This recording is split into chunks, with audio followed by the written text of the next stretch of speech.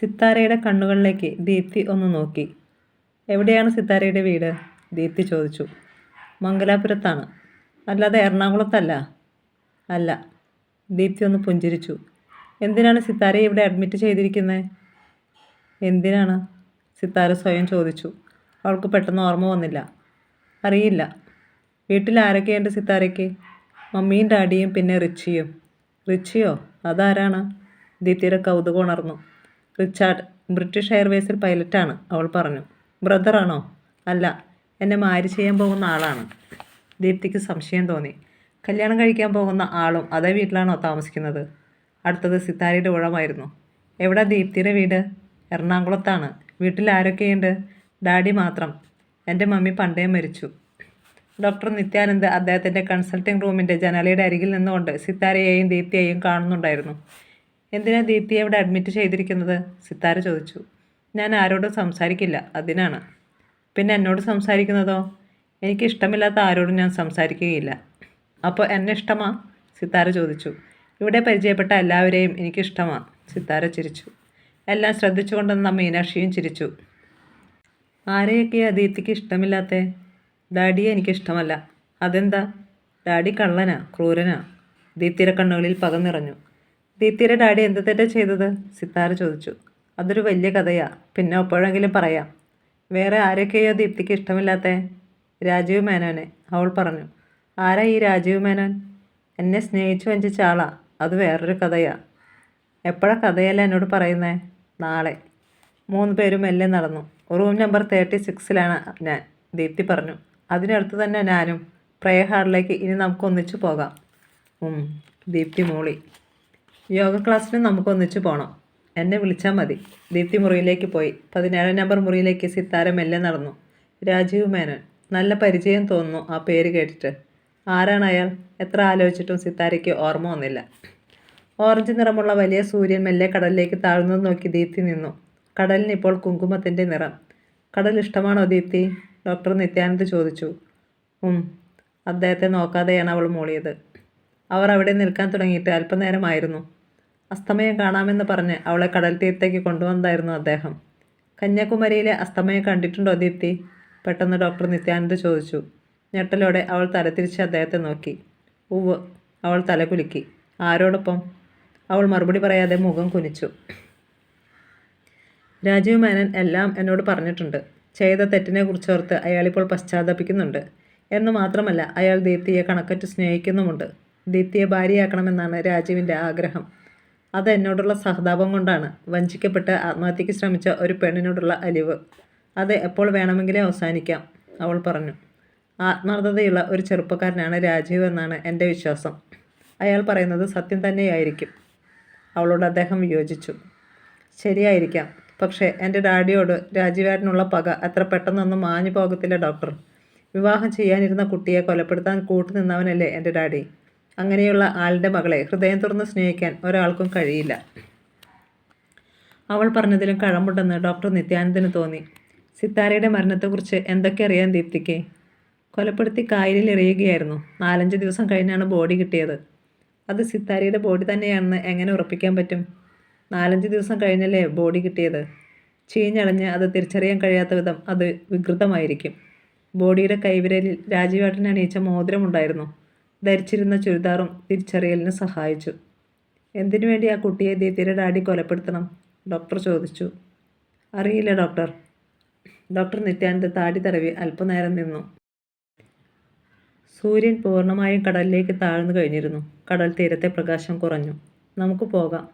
തിരയടിച്ച് കയറി നനഞ്ഞ മണലിലൂടെ 2 പേരും ജ്യോതിർഗമയിലെത്തി. ഡോക്ടർ, ഞാൻ ഇനി ഒരു രഹസ്യം പറയാം. ദീപ്തി പെട്ടെന്ന് നിന്നു. ഡോക്ടർ നിത്യാനന്ദും നിന്നു. എനിക്ക് വിഷാദരോഗമില്ല.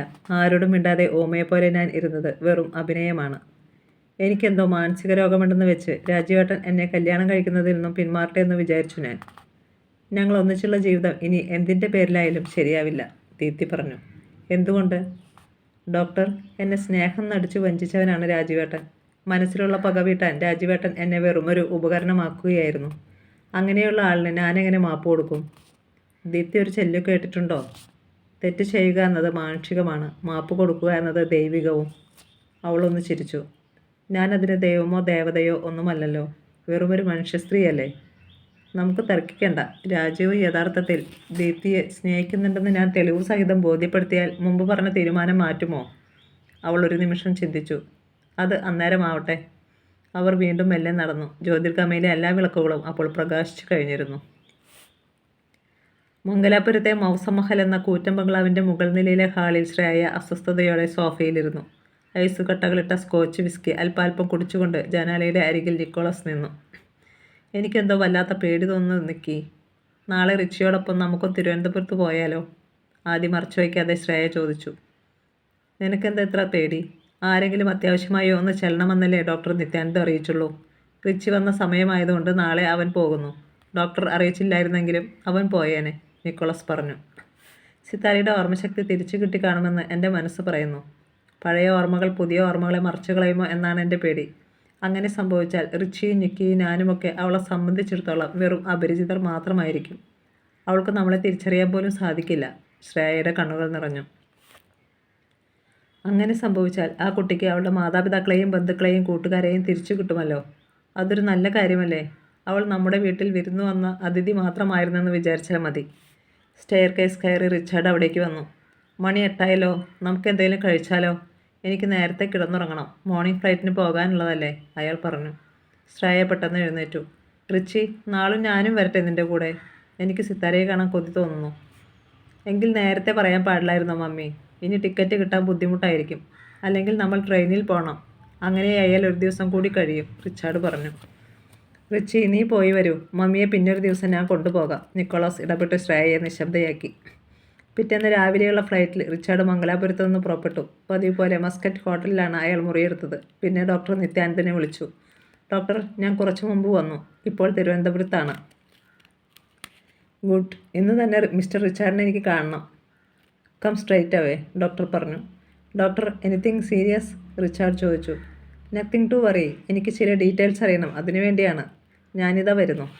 ടാക്സി വരുത്തി. ഹോട്ടലിൽ നിന്നപ്പോൾ തന്നെ ജ്യോതിർഗമയിലേക്ക് റിച്ചാർഡ് പുറപ്പെട്ടു. ഹോസ്പിറ്റലിൻ്റെ കൂറ്റൻ ഗേറ്റ് കടന്ന് ചെല്ലുമ്പോൾ അയാളുടെ മനസ്സ് ആശങ്കാകുലമായിരുന്നു. നിസ്സാര കാര്യത്തിനു വേണ്ടി നിത്യാനന്ദ തന്നെ വിളിച്ചു വരുത്തുകയില്ല. ആദ്യം മാനേജർ ചന്ദ്രശേഖരൻ്റെ മുറിയിലേക്കാണ് റിച്ചാർഡ് ചെന്നത്. ചെന്നോളൂ, ഡോക്ടർ നിത്യാനന്ദ താങ്കളെ കാത്തിരിക്കുകയാണ്, ചന്ദ്രശേഖർ അനുമതി കൊടുത്തു. ഡോക്ടറുടെ മുറിയിലേക്ക് റിച്ചാർഡ് കയറി ചെന്നു. Hello Richard, please take your seat, സൗഹൃദത്തോടെ ഡോക്ടർ നിത്യാനന്ദ് പറഞ്ഞു. തിളങ്ങുന്ന മേശയുടെ എതിർവശത്തുള്ള കസേരയിൽ റിച്ചാർഡ് ഇരുന്നു. സിത്താരയ്ക്ക് ഒരു ആക്സിഡൻ്റ് ഉണ്ടായി. അതിനുശേഷമാണ് അവളുടെ ഓർമ്മശക്തി നഷ്ടപ്പെട്ടതെന്നാണ് അവളുടെ കേസ് ഫയലിൽ നിന്ന് ഞാൻ മനസ്സിലാക്കുന്നത്. കമ്പ്യൂട്ടർ സ്ക്രീനിലൊന്ന് നോക്കിയിട്ട് ഡോക്ടർ പറഞ്ഞു. യെസ് ഡോക്ടർ, റിച്ചാർഡ് തലകുലുക്കി. സിത്താരയുടെ മാതാപിതാക്കൾ ജയന്ത് നിക്കോളസും ശ്രേയയുമാണെന്നാണ് ഇവിടെ തന്നിരിക്കുന്ന ഇൻഫർമേഷൻ. അത് സത്യം തന്നെയാണോ? റിച്ചാർഡ് ഒരു നിമിഷം നിശബ്ദനായിരുന്നു. അല്ല ഡോക്ടർ. പിന്നെ അയാൾ പറഞ്ഞു. പിന്നെ ആരാണ് അവളുടെ പേരൻസ്? റിവോൾവിംഗ് ചെയറിൽ നിന്ന് മുന്നോട്ട് ആഞ്ഞിരുന്ന് ഡോക്ടർ നിത്യാനന്ദ ചോദിച്ചു. അദ്ദേഹത്തിൻ്റെ കണ്ണുകളിൽ പുതിയൊരു തിളക്കമുണ്ടായിരുന്നു.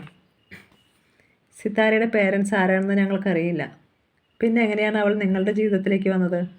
അതൊരു കഥയാണ് ഡോക്ടർ. എൻ്റെ വൈഫ് സാന്ദ്ര ഒരു കൊല്ലം മുമ്പ് ഒരു കാർ ആക്സിഡൻറ്റിൽ മരിച്ചുപോയി. അവളുടെ ഡാഡിയും മമ്മിയുമാണ് നിക്കോളസും ശ്രേയയും. മകൾ മരിച്ച ദുഃഖത്തിൽ കഴിയുമ്പോഴാണ് മംഗലാപുരത്തുള്ള സത്യഭാമ സൂപ്പർ സ്പെഷ്യാലിറ്റി ഹോസ്പിറ്റലിലെ neuro surgeon doctor Ramesh Bhat ഡാഡിയെ വിളിച്ച് സിത്താരയെക്കുറിച്ച് പറഞ്ഞത്. എല്ലാം കേട്ട് ഡോക്ടർ നിത്യാനന്ദ ശ്രദ്ധയോടെ ഇരുന്നു. ഏതോ ആക്സിഡൻറ്റിൽപ്പെട്ട് ബോധരഹിതയായ അവളെ ആരോ ആ ഹോസ്പിറ്റലിൽ എത്തിച്ചതായിരുന്നു. ആരാണെന്നറിയില്ല. ഡോക്ടർ ഭട്ട് അവളെ ചികിത്സിച്ച് ഭേദമാക്കിയെങ്കിലും തലച്ചോറിലുണ്ടായ രക്ഷാതം കാരണം അവളുടെ ഓർമ്മ നശിച്ചു പോയിരുന്നു. അവൾ യഥാർത്ഥത്തിൽ ആരാണെന്നറിയാൻ ഒരു സാധ്യതയുമില്ലായിരുന്നു. ഡോക്ടർ ഭട്ടാണ് ഡാഡിയെ വിളിച്ച് കൈമാറിയത്. ഡോക്ടർ നിത്യാനന്ദ ഒന്ന് പുഞ്ചിരിച്ചു. സിനിമാ കഥ പോലെയുണ്ടല്ലോ കേട്ടിട്ട്, അദ്ദേഹം പറഞ്ഞു. മരിച്ചുപോയ മകൾക്ക് പകരം ദൈവം കൊണ്ടുവന്നു കൊടുത്ത വേറൊരു മകളാണ് സിത്താര എന്നാണ് മമ്മിയുടെ വിശ്വാസം. അവളെ നഷ്ടപ്പെടാൻ മമ്മിക്ക് പറ്റില്ല. അതുകൊണ്ട് അവളെ എന്നെക്കൊണ്ട് വിവാഹം ചെയ്യിക്കാനിരിക്കുകയാണ് ഡാഡിയും മമ്മിയും. എൻ്റെ നിർബന്ധം കൊണ്ട് മാത്രമാണ് അവളെ ഞാനിവിടെ ട്രീറ്റ്മെൻറ്റിന് കൊണ്ടുവന്നത്, റിച്ചാർഡ് പറഞ്ഞു. ഉചിതമായ തീരുമാനമാണ് റിച്ചാർഡ് എടുത്തത്. I congratulate you. ചിലപ്പോൾ സിത്താരയ്ക്ക് അച്ഛനും അമ്മയും ഉണ്ടാകും.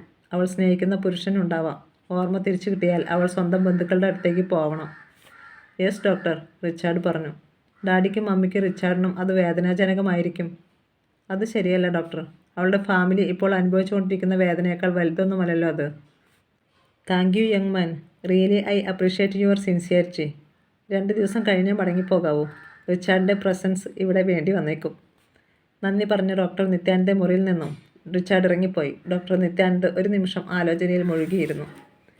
രാജീവ് ഓഫീസിലിരിക്കുമ്പോഴാണ് ജ്യോതിർഗമയിൽ നിന്നുള്ള ഫോൺ വന്നത്. I am Chandrasekhar. താങ്കളെ എത്രയും പെട്ടെന്ന് ഡോക്ടർ നിത്യാനന്ദനെ ഒന്ന് കാണണമെന്നുണ്ട്. എപ്പോഴാണ് സൗകര്യം? 1 മണിക്കൂറിനുള്ളിൽ എനിക്ക് ഫ്രീ ആകാൻ പറ്റും. എന്തെങ്കിലും എമർജൻസി ഉണ്ടോ സാർ? ഉത്കണ്ഠയോടെ രാജീവ് ചോദിച്ചു. ഇല്ല, പക്ഷേ ചില കാര്യങ്ങൾ ചോദിച്ചറിയാനുണ്ട്. ഞാൻ കഴിയുന്നത്ര വേഗം വരാം സാർ. രാജീവ് വാച്ചിൽ നോക്കി. 2 മണി കഴിഞ്ഞ് 10 മിനിറ്റ്. 2:30യുടെ കോൺഫറൻസ് അയാൾ 30 മിനിറ്റിനുള്ളിൽ തീർത്തു. അപ്പോൾ തന്നെ ഓഫീസിൽ നിന്നിറങ്ങി 3:30 ജ്യോതിർഗമയിലെത്തി. ചന്ദ്രശേഖർ അയാളെ ഡോക്ടർ നിത്യാനന്ദൻ്റെ മുറിയിലേക്ക് ആനയിച്ച് നിശബ്ദം പിൻവാങ്ങി. ഇരിക്കൂ രാജീവ്, എനിക്ക് ചില കാര്യങ്ങൾ അറിയാനുണ്ട്. ദീപ്തിയെക്കുറിച്ചല്ല, മരിച്ചുപോയ സിത്താരയെക്കുറിച്ചാണ്. ഡോക്ടർ നിത്യാനന്ദൻ നേരെ കാര്യത്തിലേക്ക് കടന്നു. എന്താണ് സിത്താരയെക്കുറിച്ച് ഡോക്ടർക്ക് അറിയേണ്ടത്? ആരോ അവളെ കൊലപ്പെടുത്തി കായലിൽ തള്ളി എന്നാണ് നിങ്ങൾ എന്നോട് പറഞ്ഞത്. അത് ചെയ്തവരുടെ കൂട്ടത്തിൽ ദീപ്തിയുടെ ഡാഡി ഉണ്ടെന്നും. അതിന് എന്തെങ്കിലും തെളിവുണ്ടോ നിങ്ങളുടെ പക്കൽ? ഡോക്ടർ ചോദിച്ചു. അന്ന് സിത്താര തിരുവനന്തപുരത്ത് നിന്ന് ചെന്നൈ മെയിലിൽ എറണാകുളത്തേക്ക് വരികയായിരുന്നു. ടൗൺ സ്റ്റേഷനിൽ രാത്രി 8:30 അവളെ റിസീവ് ചെയ്യാൻ ചെല്ലുമെന്നാണ് ഞാൻ അവളോട് പറഞ്ഞത്. പക്ഷേ ഞാൻ ചെല്ലും മുമ്പ് ട്രെയിൻ വന്നു. സ്റ്റേഷനിൽ ഇറങ്ങിയ അവൾ അപ്രത്യക്ഷമാവുകയും ചെയ്തു. പിന്നെ ഒരാഴ്ച കഴിഞ്ഞ് കായലിൽ നിന്ന് അവളുടെ ചീഞ്ഞളിഞ്ഞ ബോഡിയാണ് കിട്ടിയത്. ഡോക്ടർ മെല്ലെ തലകുലുക്കി. പക്ഷേ അവളുടെ ബാഗും മൊബൈലും പിന്നീട് കിട്ടി. മൊബൈലിൽ ഒരു മെസ്സേജ് ഉണ്ടായിരുന്നു. എനിക്ക് സ്റ്റേഷനിൽ ചെല്ലാൻ പറ്റില്ലെന്നും പകരം എൻ്റെ ഒരു സഹപ്രവർത്തകയെ അയക്കുമെന്നും. എൻ്റെ മൊബൈൽ നമ്പറിൽ നിന്നാണ് ആ മെസ്സേജ് ചെന്നിരുന്നത്. പക്ഷേ ഞാൻ അങ്ങനെ ഒരു മെസ്സേജ് അയച്ചിട്ടില്ല, രാജീവ് പറഞ്ഞു. പിന്നെ ആരാണ് അയച്ചത്? മെസ്സേജ് റിസീവ് ചെയ്ത സമയത്ത് ജയരാമൻ സാർ എൻ്റെ ഓഫീസ് ക്യാബിനിലുണ്ടായിരുന്നു. മൊബൈൽ മേശപ്പുറത്ത് വെച്ചിട്ട് ഞാൻ ബോസിനെ കാണാൻ പോയിരിക്കുകയായിരുന്നു. മേജർ ജയരാമൻ സിത്താരയ്ക്ക് വേണ്ടി കെണിയൊരുക്കി എന്ന് അങ്ങനെയാണ് രാജീവ് വിശ്വസിച്ചത്, അല്ലേ? ഡോക്ടർ ചോദിച്ചു. അതെ. ഓക്കെ, ആ ബോഡി സിത്താരയുടേത് തന്നെയായിരുന്നോ? അതിൽ ഉറപ്പുണ്ടോ രാജുവിന്? 100% ഉറപ്പുണ്ട്. ഡോക്ടർ നിത്യാനന്ദ് ഒരു നിമിഷം ചിന്തിച്ചിരുന്നു. എനിക്ക് സിത്താരയുടെ ഫോട്ടോ കിട്ടിയാൽ കൊള്ളാമെന്നുണ്ട്. എന്താണ് ഒരു വഴി? എൻ്റെ മെയിലിലേക്ക് ഒരിക്കൽ അവൾ 4-5 ഫോട്ടോഗ്രാഫ്സ് അയച്ചിരുന്നു. അതിൻ്റെ പ്രിൻ്റ് എടുത്ത് കൊണ്ടുവരാൻ ഞാൻ. പെട്ടെന്ന് മേശപ്പുറത്തിരുന്ന ലാപ്ടോപ്പ് രാജുവിൻ്റെ മുന്നിലേക്ക് ഡോക്ടർ നിത്യാനന്ദ് നീക്കി വെച്ച് കൊടുത്തു. ഇതിൽ നെറ്റ് കണക്ഷനുണ്ട്. രാജീവ് മെയിൽ ചെക്ക് ചെയ്ത് നോക്കൂ, അദ്ദേഹം പറഞ്ഞു. ലാപ്ടോപ്പിൽ രാജീവ് മെയിൽ പരിശോധിക്കുന്ന നോക്കി വർദ്ധിക്കുന്ന ഹൃദയമിടിപ്പോടെ ഡോക്ടർ നിത്യാനന്ദ് ഇരുന്നു. സിത്താര ഇതാണ് ഡോക്ടർ. ലാപ്ടോപ്പിൻ്റെ സ്ക്രീൻ അദ്ദേഹത്തിൻ്റെ നേരെ രാജീവ് നീക്കി വെച്ചു. മഞ്ഞ നിറത്തിലുള്ള ചുരിദാർ ധരിച്ച് പുഞ്ചിരിച്ചുകൊണ്ട് നിൽക്കുന്ന സിത്താരയെ കണ്ട് ഡോക്ടർ നിത്യാനന്ദ് ഞെട്ടി.